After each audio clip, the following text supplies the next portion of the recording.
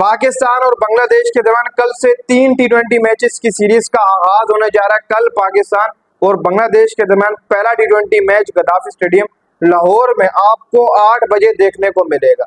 इस वीडियो के अंदर बात करेंगे मैच प्रीव्यू के ऊपर, इसी के साथ साथ पिछला रिकॉर्ड भी आपके साथ शेयर करेंगे।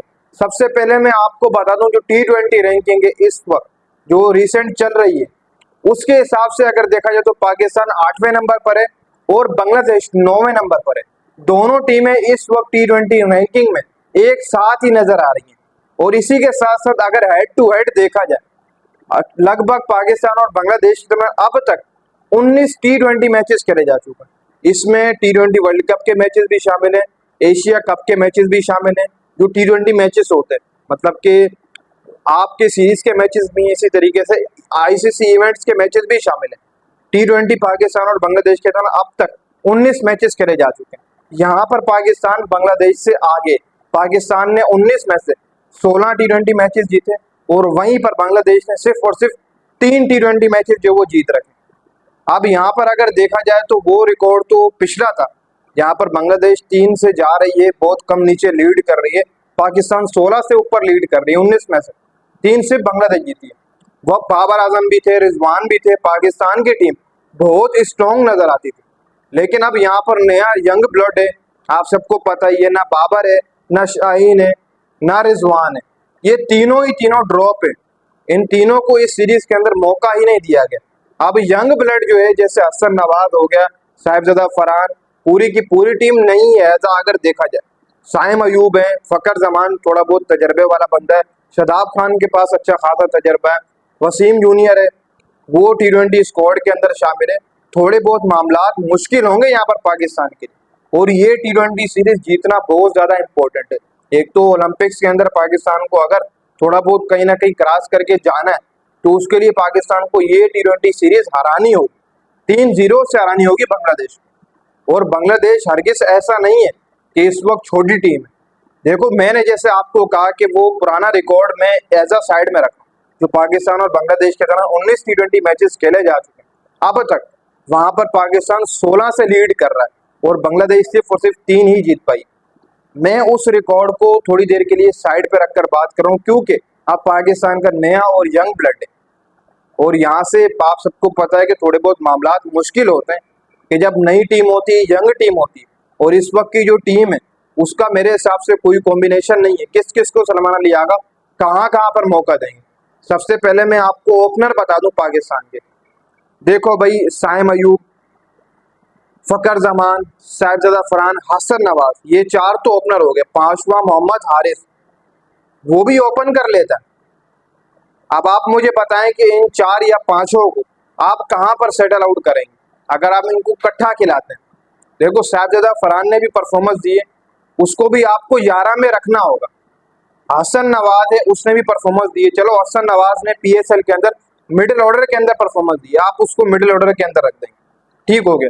बाकी बचे साहिबजादा फरहान, साइम अयूब और फकर जमान। क्या फकर जमान को आप नंबर 3 पर खिलाएंगे या आप साहिबजादा फरहान को नंबर 3 के ऊपर खिलाएंगे? अब यहाँ से ये बहुत ज्यादा मुश्किल होगा सलमान अली आगा के लिए और माइक हैसन के लिए कि ये डिसाइड करना फकर और साइम ओपनिंग करें या साहिबजादा फरहान और साइम अयूब ओपनिंग करें। बहुत सारी चीजें मुश्किल है इस सीरीज के अंदर हमारे लिए, लेकिन हमारा स्क्वाड जो तैयार किया गया वो काफी बेहतरीन। इसमें सिर्फ और सिर्फ 1-2 नाम ऐसे जो समझ लो कि इक्का दुक्की परफॉर्मेंस से शामिल हो चुके हैं स्क्वाड में, और जो बकिया लड़के हैं वो परफॉर्मेंस दे कर ही हैं। फिर आपके पास मिडिल ऑर्डर के अंदर शदाब खान है, सलमान अली आगा, फ़हीम अशरफ, फुजल शाह, आपके पास ये नाम शामिल है। इसमें से भी आप किसको मौका देंगे, कुछ कहा नहीं जा सकता। बाकी अगर नीचे देखा जाए तो आपके पास एक स्पिनर है अबरार अहमद, मिस्ट्री स्पिनर। हो सकता है कि आप उसको बेंच के ऊपर ही डालें। वो क्यों बेंच के ऊपर डालेंगे, क्योंकि आपके पास शदाब खान मौजूद है, वाइस कैप्टन, तो वो तो खेलेगा ही खेलेगा 11 के अंदर, आप उसको ड्रॉप नहीं कर सकते। फिर जो अबरार के अवर्स होंगे वो सलमान अली आगा डाल के देगा। मतलब अबरार की जो सिलेक्शन हुई है वो इसलिए नहीं हुई कि वो 11 के अंदर खेलेगा, वो बल्कि इसलिए हुई है कि वो बेंच के ऊपर जाकर बैठेगा बस। बाकी सलमान अली आगा अबरार के ओवर करा देगा, शदाब खान, ये दोनों मिलकर स्पिन जो इनका अटैक होगा ये दोनों मिलकर डाल देंगे, यानी कि जो फेस के ओवर्स होंगे ये दोनों ही मिलकर डालेंगे। बाकी फास्ट बॉलिंग हमारे पास हारिस वसीम जूनियर कम तो नहीं है, लेकिन फिर भी अगर देखा जाए तो पीएसएल के अंदर खुरम ने भी अच्छी बॉलिंग की थी, अब्बास ने भी अच्छी बॉलिंग की थी, हसन की इसमें वापसी हुई है। हसन अली है आपके पास टॉप विकेट टेकर, और इस वक्त देखा जाए तो लाहौर का जो बैटिंग विकेट बना हुआ है, दोनों मैचेस वहां पर 200 प्लस हो रहा है, 200 के करीब तो जा रहा है। पाकिस्तान को यह एडवांटेज होगा कि वो बैटिंग विकेट होगी, और तमाम जितने भी हमारे लड़के वो इस वक्त पीएसएल से डायरेक्ट फारिग हुए, मतलब वो घर पे बैठकर कहीं सीरीज नहीं खेलने जा रहे हैं। हमें थोड़ा बहुत इस सीरीज के अंदर मदद बहुत मिलेगी, क्योंकि हमने रिसेंट पीएसएल खेला और हमारे तकरीबन लड़के जो हैं उन्होंने अभी अभी लाहौर से क्रिकेट खत्म किए और अभी सीरीज की तरफ जा रहे हैं।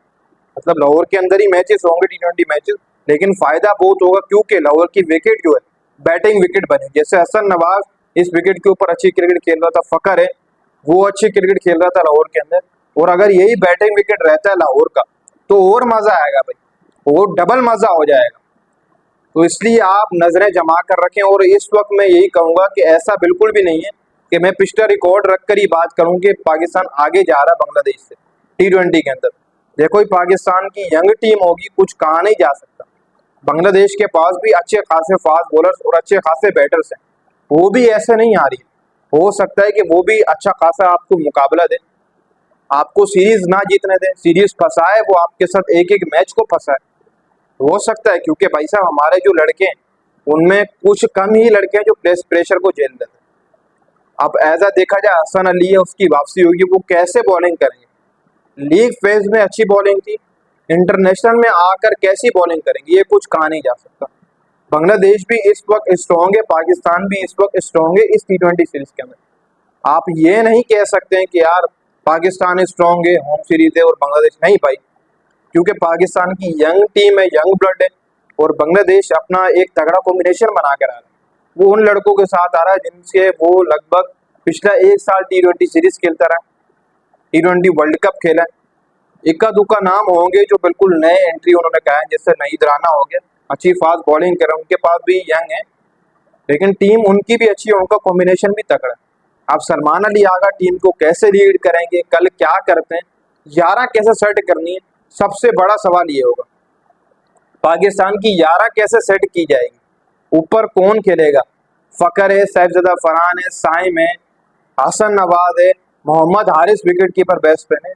आप कैसे सेटल आउट करेंगे, क्या हारिस को आप बाहर बिठाएंगे बेंच पर, सैफजादा फरहान से आप विकेट कीपिंग कराएंगे। मुझे ऐसा लगता है कि सैफजादा फरहान विकेट कीपिंग करेंगे, हारिस को ये थोड़ा बाहर बिठाएंगे एक आध मैच के लिए, मुझे जहां से लग रहा है, क्योंकि सैफजादा फरहान भी विकेट कीपिंग कर लेता, तो शायद उसी के साथ जाएं। मुझे लगता है हारिस को बाहर बैठाएं, क्योंकि फिर नीचे सलमान का नंबर भी नहीं बचेगा, फिर सलमान कौन से नंबर के ऊपर खेलेंगे। सलमान अली आगा खुद भी ऊपर आकर खेलना चाहिए, 3-4 के ऊपर सलमान अली आगा खुद भी फंसे हुए कि मैं कैसे आकर खेलूं, क्योंकि नीचे सलमान अली आगा नहीं खेल सकते। सलमान अली आगा लोड लेते हैं, पहले अपने ऊपर लोड लेंगे 20-25 गेंदों का, फिर उसके बाद ही वो हिटिंग करें तो नजर आएगी। वो प्रॉपर वैसा T20 का बैट्समैन नहीं है, वनडे वाली क्रिकेट खेलता है T20 में। लेकिन बाय द वे देखो अब क्या होता है, लेट्स सी सलमान अली आगा किस तरीके से टीम को लेकर चलते हैं। शदाब खान वॉइस कैप्टन है, क्या करते हैं, दोनों इस्लामाबाद यूनाइटेड का हिस्सा थे, और इस्लामाबाद की जो आखिरी में कारकर्दगी आई है वो मेरे और आपके सामने ही है। चाहे उसमें शदाब की परफॉर्मेंस देखें, चाहे सलमान अली आगा की परफॉर्मेंस देखें, पिछले 4 मैचेस के अंदर इस्लामाबाद यूनाइटेड से वो खाली होम में इनकी परफॉर्मेंस आई है अपने पिंडी के, फिर उसके बाद नजर नहीं आई इनकी परफॉर्मेंस।